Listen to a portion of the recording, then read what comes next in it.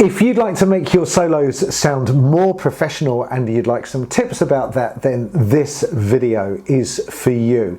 You get a completely free PDF which you can find in the link in the description below. You can download that, and everything that I'm going to be talking about in this video is written down there. There's I think there's 7 top tips. Yeah, 7 really top tips about things that you can do that would very simple, sax made simple things that you can do that are going to elevate the sound of your solo and make it sound better and more professional. It's not rocket science. You can definitely learn these things, and if you do practice these things, it's going to change the way that you sound. You're also going to get a free backing track which has come from the guys at Session Band. Thank you so much for that. It's from Session Band Jazz 1. It's on the first genre, which is ballad, and I have just created a D minor backing track. I'm going to be using the alto saxophone in the key of D minor, which is concert F, which is G for tenor saxophones, and G minor for tenor saxophones. And this video is for alto and tenor saxophones because the principles that I'm talking about are exactly the same regardless of which saxophone that you're playing. If you like my teaching style and you think these videos have got some value, then do me a favor and subscribe to the channel. If you do that, it makes YouTube push these videos in front of other people that are searching for saxophone related tips as well, and it gets my videos out there, so it helps the channel and you'll be helping other people as well. You could also do me a favor, go and have a look at my website, Sax Made Simple. On there I've collated all of the videos, all of the over 200 free YouTube tutorials have all been collated on the website, so that you can type any search term in the search box which is on the front page, and it will come up with all of the free tutorials on that subject. So you can type in there minor 251s and major 251s, or blues scales, or timing, or rhythm, or whatever it is. You can type in there and it will come up with the videos that I've made, most of which, or lots of which, have free PDFs and free backing tracks with them. Go and help yourself. There's also some paid content on there. There's some major scale courses, minor scale courses, and blues scale courses which have been really well received. The people that have done them have absolutely loved them, and I'd encourage you to do them as well because they're pretty good stuff. Right, so let's dive in. I had a private client called Charles. Hello Charles. And he was soloing in the middle of something, and I wanted to help him develop a more professional sound, and that's how so I started writing some ideas down, and it just turned into this video. So what lots of people do when they're soloing, if they're beginners or intermediate players, is they tend to kind of play a lot or waffle, and there's no space between their phrases. So it's one phrase after another phrase after another phrase after another phrase. And what this kind of comes across like is if somebody said to you, I had a fantastic holiday, it was really good, we went to Spain, the weather was really, really great, and the hotel was fantastic as well, and the food was really nice, and there was lots of really nice people out there, and the car rental, you just feel bombarded. It's like, it's nothing that you're saying is wrong. You know, you're telling me about your holiday and I'm really interested to hear that. But because there's no pause between anything that you're saying, I just feel overwhelmed and bombarded. And that's how the listener feels if you don't leave space between your phrases. Play a phrase, leave a space. Play another phrase, leave a space. It's a trait of more professional, more experienced players that they will practice like this, that they will play like this. So it doesn't need to be rocket science. I'm just going to play the first 3 notes of D minor scale and then leave a bit of space, and then the second 3 notes, and so on and so forth. So it's going to sound like this, look.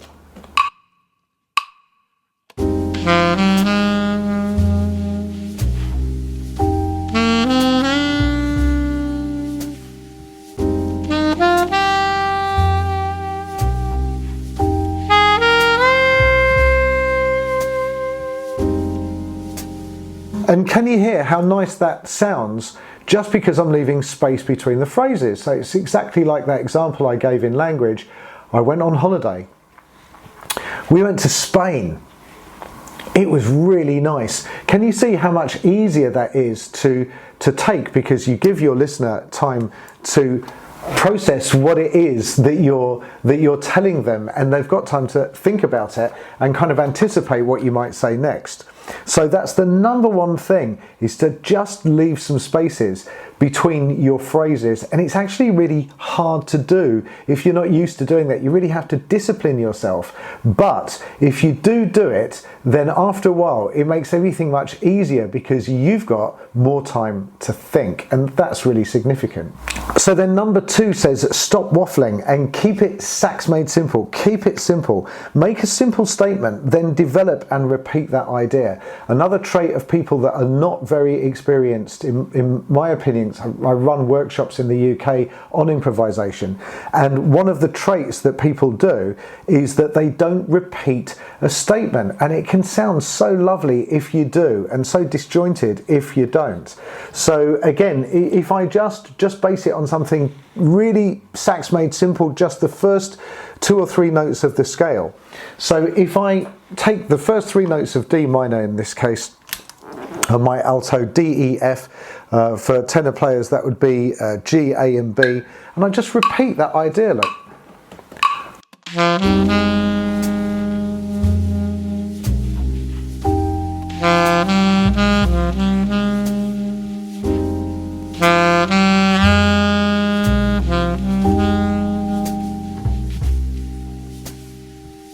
And that doesn't sound bad at all. And actually you can take any phrase, and if you repeat it and repeat it and repeat it and repeat it, it just sounds lovely.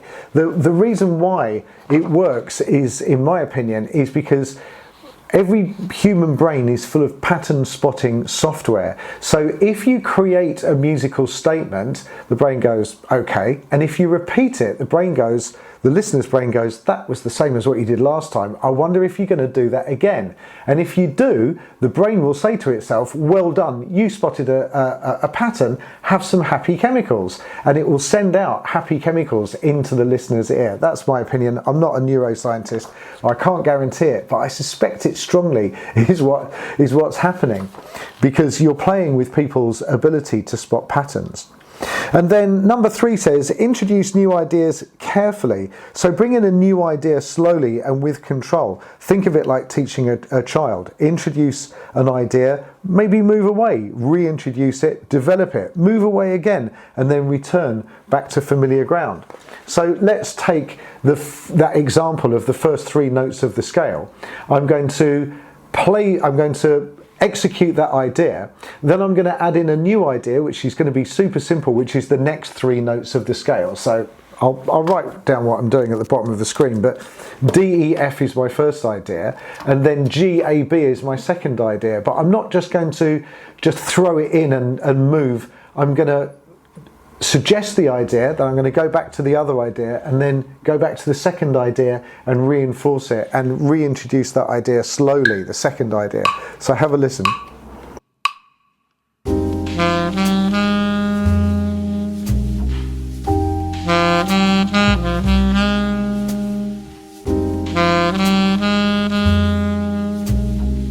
Second idea.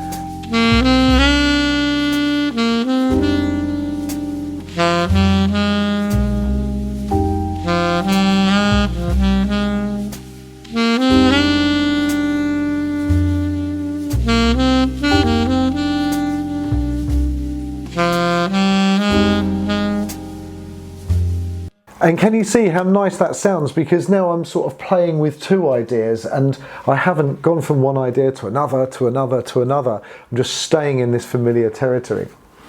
Another thing that you could do is use a known lick.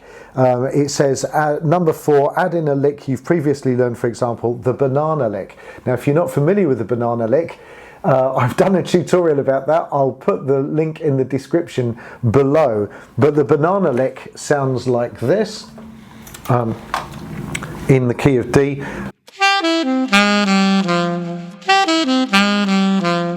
It's an absolutely fantastic lick, and I would have practiced this in all 12 keys because it sounds really nice. Have a listen to it with the backing track. Look.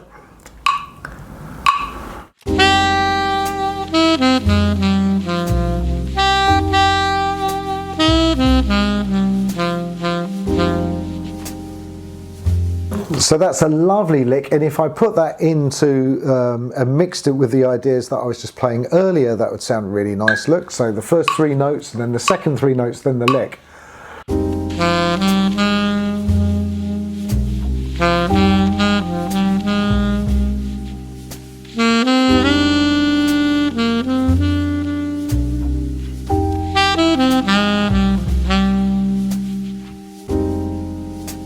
So again, it's because it's structured. So I would definitely learn a lick in all 12 keys on your saxophone, which is a fabulous practice, and it's really useful and is a game changer. It's got a level raiser. And it says develop and repeat it so it becomes something you can return to later in your solo. Yeah, so again, repeating things that you've played before is a really, really good idea. Then number 5, think of a scale pattern. So I've given a thirds example in C major, which will work in D minor because so specifically a scale pattern in the key of C major for alto saxophone, which is concert E flat, and F for tenors would sound like this.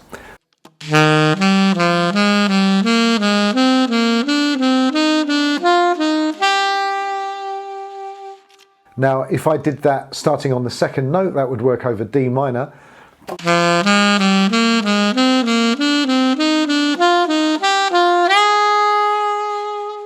And if I put that into my solo, that would sound really nice. If I just do it very, very straight, ascending.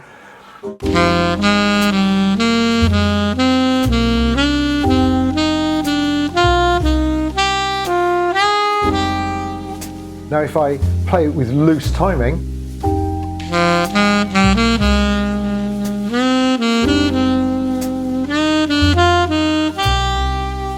descending,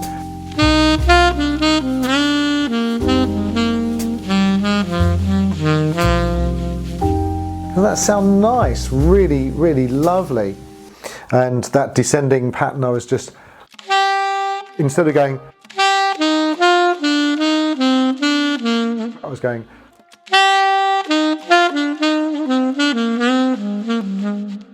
sounds ever so nice. And if I mix that into the mix, so first 3 notes of the scale,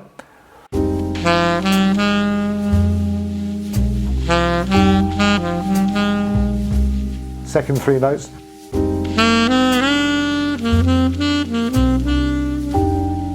banana lick, descending thirds pattern,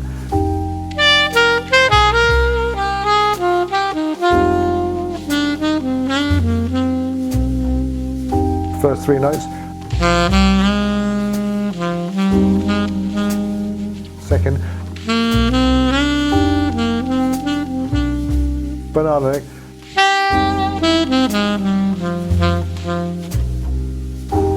it just sounds really lovely, really, really nice ideas. And it's because the structure in my solos and the listener's brain, your brain hopefully, is picking that up.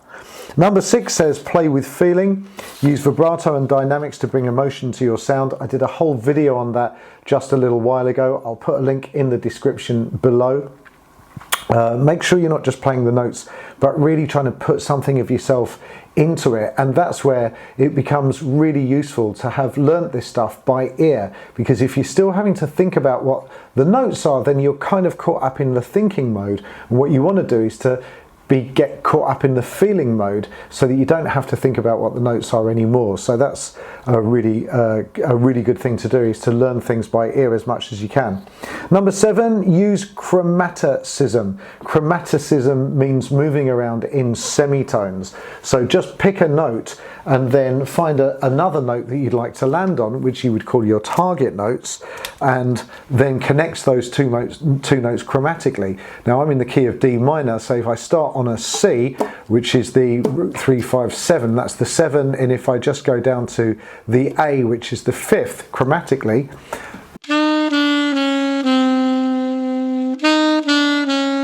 so I'm moving from C to B, from B to B flat, and from B flat to A, and that would sound really nice as well.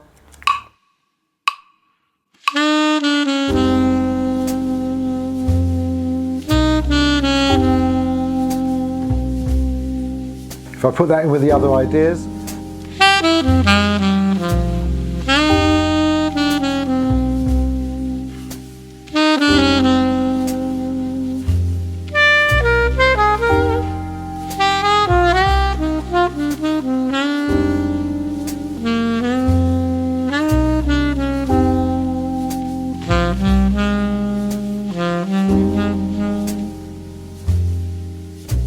So you can connect any two target notes chromatically. That's just going to sound absolutely gorgeous. Then final thoughts. It isn't magic to be able to play beautiful sounding, more professional sounding solos. The elements that make a solo sound polished can be broken down into their component parts. So don't think that some people have just got it and some people haven't. Maybe some people have got it, but you can get it, or you can get bits of it. You can move in the right direction. If you discipline yourself to understand what these things are and practice them in your practice room, you'll find that creating professional sounding solos is accessible to absolutely everyone. And I really do believe it is. There's simple things, sax made simple things that you can do that will definitely raise the game, raise your soloing game. I do hope you found that useful and helpful. If you did, you can always drop me an email at lyndon@saxmadesimple.com. Like I said, this came out of a private lesson. If you'd like to have a private lesson with me, you can. Just drop me an email and let me know, and I'll give you all the details. Do go and visit the website, saxmadesimple.com. I'm looking forward to seeing you in the next video. Thank you so much for watching. See you soon. Take care. Bye-bye.